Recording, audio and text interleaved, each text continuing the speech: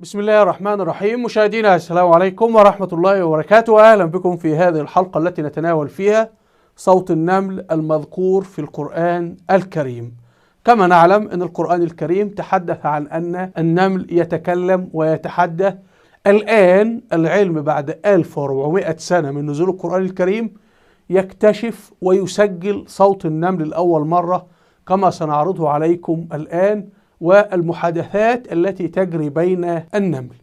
طبعا كما نشاهد هنا النمل، طبعا العلماء إلى وقت قريب كانوا يقولون النمل يتواصل عبر مواد كيميائية، فيرمونات، لكنهم اكتشفوا الآن أنه يتواصل بالصوت عبر لغة وسنسمعها الآن. حتى إذا أتوا على وادي النمل قالت نملة، فعل القول يعني النملة تتكلم. فأنا بنتحدث عن حقيقة علمية كيف عرفها الرسول من 1400 سنة، إلا إن هذا وحي من عند الله سبحانه وتعالى وإن القرآن من عند الله. قالت نملة، وطبعا النملة مؤنث لأنهم حتى اكتشفوا الآن إنه النملات الحراسة والعاملات كلهن إناث، فالله سبحانه وتعالى حتى استخدم عن النملة مؤنث كما في سورة النحل أيضا. قالت نملة يا أيها النمل ادخلوا مساكنكم، والمساكن لم تقل ادخلوا مسكنكم بل مساكن جمع، لأنه فعلا وجدوا مستعمرات النمل. مستعمرة النمل الواحدة فيها ملايين النملات، أحيانا تصل إلى 500 مليون نملة. لا يحطمنكم سليمان وجنوده، فهنا النملة عارفة سيدنا سليمان وذكرت اسمه وذكرت أن له جنود. فالنملة يا جماعة بتتحدث جملة كاملة هي وهم لا يشعرون. يعني حتى هذه النملة تعرف أن سيدنا سليمان ومن معه سيقتلون هذا النمل دون أن لا يعرفوه. يعني إذن هي تعرف المعلومات اللي عند سيدنا سليمان. فهنا ده طبعا هنرى العلم ماذا يقول الآن. الآية تكمل فتبسم ضاحكا من قولها، يعني سيدنا سليمان سمعها ومن قولها وليس من إشارتها أو من رائحتها، الفرمونات يعني. طبعا المواد الكيميائية أيضا من ضمن التواصل يعني، لكن النمل تتكلم. إذن هذه الآية تقول لنا عدة أمور عن النمل. الأمر الأول النمل يتكلم. الأمر الثاني النمل قادر على تركيب جمل مفيدة. الأمر الثالث النمل يسمع، عنده أذن وبيسمع أصوات وبيسمع أصوات البشر. الأمر الرابع النمل يعرف البشر لأنه عارف سيدنا سليمان وعارف أن له جنود، وبيعرف أسمائهم وأدوارهم في قائد وفي مقود. 5 النمل يدرك تفكير الآخرين لأنه بيتحدث عن سيدنا سليمان أنه سيحطمكم أيها النمل وهم لا يشعرون. نأتي الآن لصوت النمل، وتعالوا أخيرا العلم اكتشف أن النمل له صوت وبدأ يسجل هذه الأصوات بميكروفونات عالية الدقة لا تستطيع الأذن البشرية التقاط أصوات النمل. تعالوا نشاهد.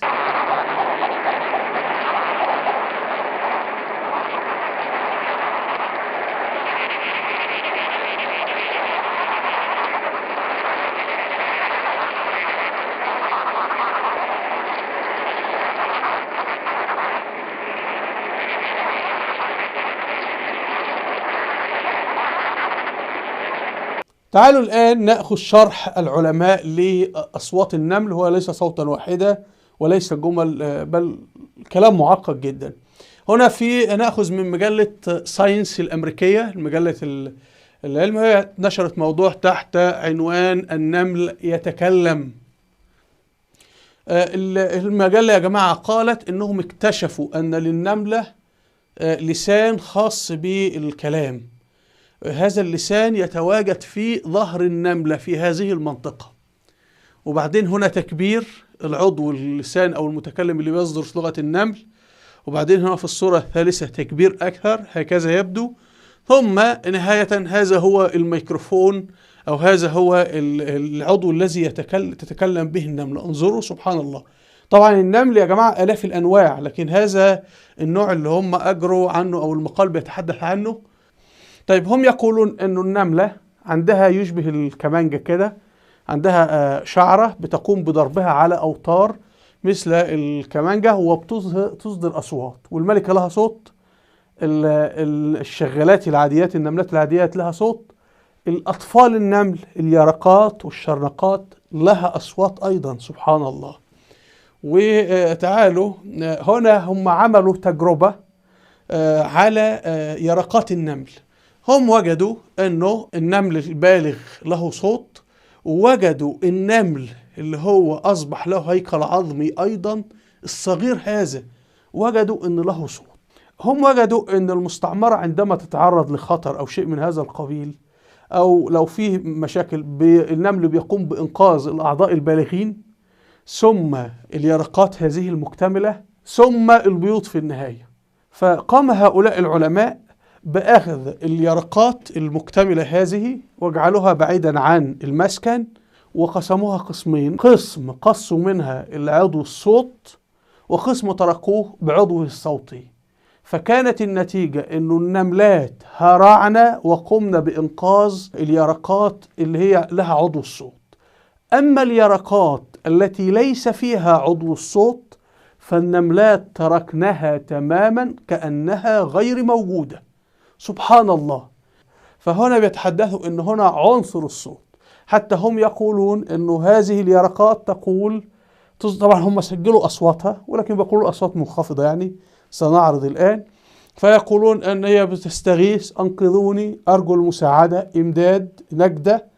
والشغالات تصدر أصوات استجابة ورد وتقول لهن لقد حضرنا لإنقاذها.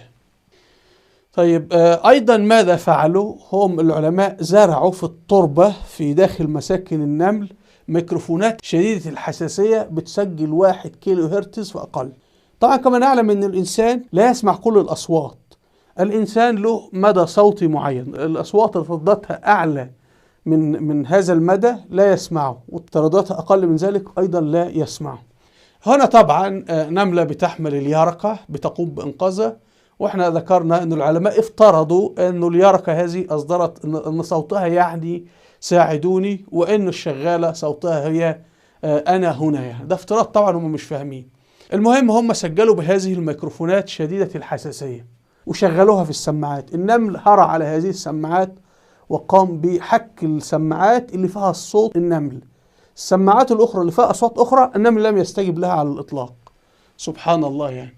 طيب أيضا وجدوا ملكة النمل. كما نعلم أنه مملكة النمل فيها ملكة وقد يكون فيها أكثر من ملكة، والملكة هي المسؤولة عن وضع البيض، واتضح أن الملكة أيضا بتصدر لها لغة وخاصة بها.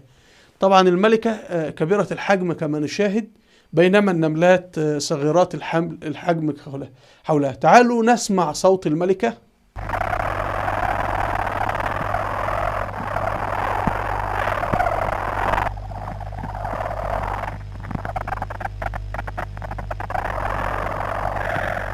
هذا أيضا مأخوذ من مجلة ساينس الأمريكية، تتحدث عن ناخد ترجمة جوجل، تصدر ملكة النمل أصواتا مميزة يحاكيها طفيل الفراشة الاجتماعي. ويتحدثوا عن أن الملكة بتصدر أصوات ولها تعليمات ولها أوامر إلى آخره، وأنه طبعا الجيش له صوت اللي هو حراس النمل كلهن إناث يعني، واللي بيخدموا اليرقات لهن صوت، واللي من يجلبن الطعام له صوت، وكلهم بيتفاهموا وبينهم لغة سبحان الله. لا يزال العلماء يحاولون فكها.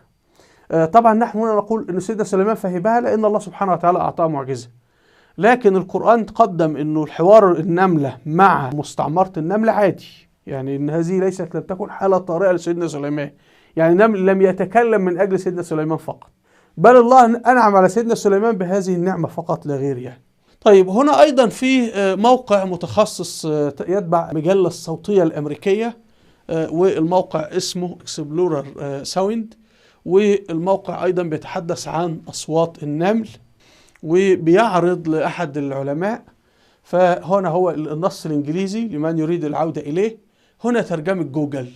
هنا يتناقشون في أنه النمل بيسمع الصوت عن طريق التربة، أن صوت النمل بينتقل في التربة.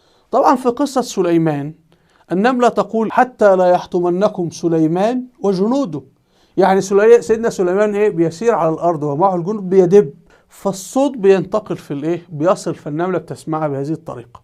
طيب هنا هم يقولون نحن لا نرجح، نشك، نستبعد احتمال أن صوت النملة لا ينتقل في الهواء. لكن من الآية القرآنية أن سيدنا سليمان سمعها، إذن صوت النملة ينتقل في الهواء وربما ينتقل في التربة كما يقولون. وطبعا هم لا يزال العلماء غير متأكدين، يعني لا يزالوا في مرحلة الاستكشاف ومحاولة فهم لغة الطير ولغة الحيوان ولغة الحشرات. فيقولون النمل يبدو أنه أصم بالنسبة للصوت الذي ينتقل عبر الهواء على المستوى البشري، يعني لا يسمع البشر. لكن في القرآن الكريم بيقول لا، النمل يسمع البشر، لأنه النمل عرف أن في سيدنا سليمان وعرف أن اسمه سليمان، يعني النملة سمعت الجنود وهم ينادون عليه يا سليمان. لكن هنا هم النص بيقول يبدو، يعني هم لا يزالون غير متأكدين. وهنا يقولون أنه استنتج العلماء الميكروبات أنهم ينقلون، النمل ينقل إشارات الترقق عبر التربة أو أي وسيلة صلبة أخرى. ثم يقولون أن حجم النملة بضعة مليمترات، الحقل الصوتي لها 200 مليمتر، وهي كبيرة بما يكفي لاحتواء عدد من النمل إلى آخر ما هنالك. طيب هنا أيضا وجدوا أن للنمل ذاكرة. الآية القرآنية بتتحدث أن النملة تعرف اسم سيدنا سليمان، إذن تحفظه، عندها ذاكرة يعني، وتعرف سلوك البشر، أن هؤلاء عندما يأتون على النمل يحطمونه ويكسرونه، يعني يدهسونه. فهنجد أيضا هنا في مجلة ساينس الأمريكية يتحدثون على ذاكرة النمل، فنشروا تحت هذا العنوان، هنترجمه الآن. عملوا سائل حلو، وعملوا تجربة للنملة بقرن الاستشعار اليمين وقرن الاستشعار اليسار، واكتشفوا أن النملة ممكن تتذكر بعد 10 دقائق الذي لمسته بقرن الاستشعار اليمين أو الشمال، يعني سنقرأ النص الآن، وممكن بعد ساعة، ولكن القرن الآخر استشعارها أضعف. فمعناه أن رأسها في خلايا أو جانب أو الأيمن أو الأيسر للذاكرة الطويلة، والجانب الآخر للذاكرة القصيرة. سبحان الله. وهو القرآن بيتحدث أن النملة لها ذاكرة. هنا ترجمة جوجل: يخزن النمل الذكريات الطويلة والقصيرة المدى على جوانب مختلفة من أدمغتهم. وفي التفاصيل قام الباحثون بلمس أو الهواء الأيمن للنمل والهواء الأيسر أو كلاهما لعشرات النمل بقطرة سكرية في كل مرة ينظرون فيها إلى جسم أزرق، اللي هي الحلوة يعني. اختبر الباحثون ذاكرتهم بعد 10 دقائق، بعد ساعة، بعد 24 ساعة. كانوا كل مرة ينظرون الجسم الأزرق وينظرون هل النمل هيمد أفواهه ويبقى يعني يقوم بفعل العطش أم لا. فاكتشفوا النمل الذي تم تدريبه باستخدام الهواء الأيمن كان لديه استجابات عطش قوية عند العلامة بعد 10 دقائق، يعني بعد 10 دقائق هو متذكر ان هذا شيء سكري حلو يعني. وايضا في استجابات بعد ساعة واحدة، لكن بعد ذلك بعد 24 ساعة نسي خالص. طيب النمل اللي لمس بالهواء الايسر له لم يستجب حتى بعد 10 دقائق او ساعة واحدة او اكثر، لكنه بدأ عطشانا بعد 24 ساعة من تدريبه. يعني اللي بالهواء الايسر لم يستجب للسائل الازرق اللي هو المحلول هذا الا بعد 24 ساعة. طيب هنا يا جماعة وجه النملة، سبحان الله، طبعا ده وجه مكبر يعني. طبعا كما نشاهد ان النملة هي جسم صلب، جسم فولاذي. فالقرآن الكريم الله سبحانه وتعالى استخدم الفعل يحطم او يحطم، يعني زي تهشيم الزجاج، وليس يهرس. يعني للأمور الإنسان مثلا ممكن يتهرس يتفعص، لكن الزجاج يحطم أو يهشم. فالقرآن أيضا استخدم أنه تركيب النملة فولاذي. فهنا كما نشاهد لذلك في الآية بتقول حتى لا يحطمنكم سليمان وجنوده، حتى لا يكسرنكم سليمان وجنوده. فكيف عرف الرسول صلى الله عليه وسلم أن جسم النمل هو جسم صلب يجري تكسيره وتحطيمه؟ هنا أيضا عملوا تجربة على ذاكرة النمل، وعملوا طبعا كما تشاهدون كل نملة لونوها بلون، وضعوا محلول سكري وجعلوا النمل يسير، فالنمل عرف مكان هذا المحلول. وبعد ذلك قاموا بمسح أثر الفرمونات اللي النمل تركها في مسار عودته العشة، فوجدوا النمل يعرف من الذاكرة كيف يسير، والنمل الذي لم يتجه لهذا المكان من قبل لم يستطع السير. فهنا اكتشفوا أن النمل له ذاكرة، والآية القرآنية تقول هذا أيضا. طيب هنا طبعا نعرف أن في بعض الحشرات تتطفل على النمل، فوجدوا أيضا هنا في مجلة ساينس الأمريكية إنه فيه يرقات فراشات بتتطفل على النمل وبتصدر أصوات مثل أصوات ملكة النمل، سبحان الله، داخل مملكة النمل. فالنمل بيهرع ويقوم بتغذيتها كأنها يرقات ملكة النمل حتى قبل يرقاته هو، سبحان الله. فده دليل إن هي هذه اليرقة تفهم لغة النمل وتتعامل معه على هذا الأساس.